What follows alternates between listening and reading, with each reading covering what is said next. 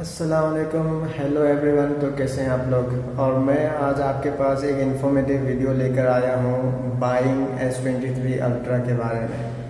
अगर आप लोग भी S23 अल्ट्रा कोई भी कंट्री से लेने का प्लान कर रहे हैं, वो भले मिडल ईस्ट कंट्री हो या फिर इंडिया के बाहर से कहीं से भी हो, तो आपको एक बार ये वीडियो ज़रूर देखना चाहिए एंड तक, क्योंकि जो चीज़ से मैं गुज़र रहा हूँ, जो प्रॉब्लम मुझे हुई है, वो आपको ना हो।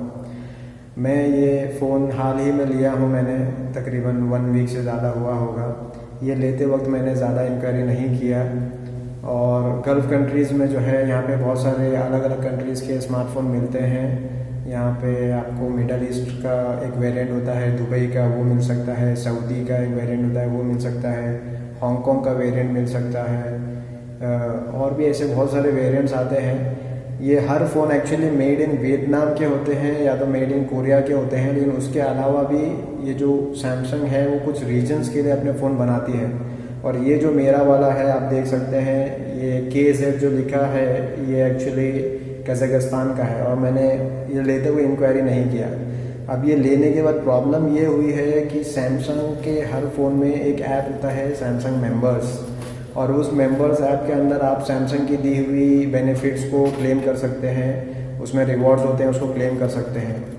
तो हर फ़ोन के साथ में सैमसंग केयर प्लस मिलता है, जो वहाँ पे जाके लॉगिन करके उसको क्लेम करना होता है। सैमसंग केयर प्लस एक्चुअली जो वारंटी हमको फ़ोन के साथ मिलती है, उसके साथ में एक्स्ट्रा वारंटी देता है डैमेजेस के लिए, एक्सीडेंटल डैमेजेस के लिए। बाई चांस फ़ोन गिर के टूट गया या स्क्रीन कुछ ख़राब हो गई, जो एक्सीडेंटली होता है, उसके लिए एक वारंटी मिलती है, उसको कहते हैं सैमसंग केयर प्लस। वो क्लेम करने के लिए जो IMEI नंबर होता है वो उसमें एंटर करना होता है, और उसके बाद आप वो क्लेम कर सकते हैं। तो मैं जब भी इंटर कर रहा हूँ मुझे इनवैलिड बता रहा है।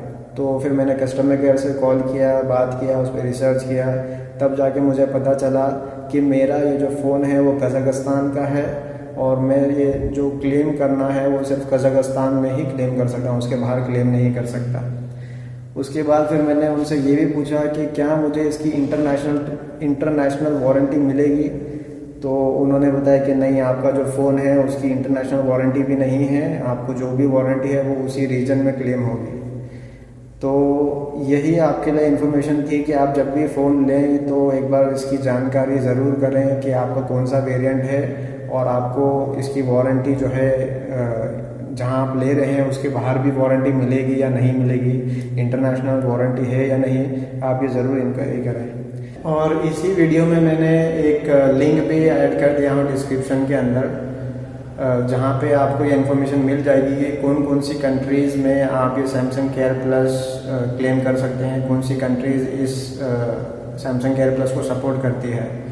तो कुछ कंट्रीज़ हैं जो सपोर्ट ही नहीं करती, जैसे कि ये जो कज़ाकिस्तान की जो कंट्री है, ये सपोर्ट ही नहीं करती है सैमसंग केयर प्लस की, एलिजिबल ही नहीं है इसके लिए। तो आप लोग वो लिंक पे जाके इंक्वायरी कर सकते हैं। अगर आपको वीडियो इन्फॉर्मेटिव लगा हो तो इसे लाइक करें, कमेंट करें और ज़रूर शेयर करें। Thank you.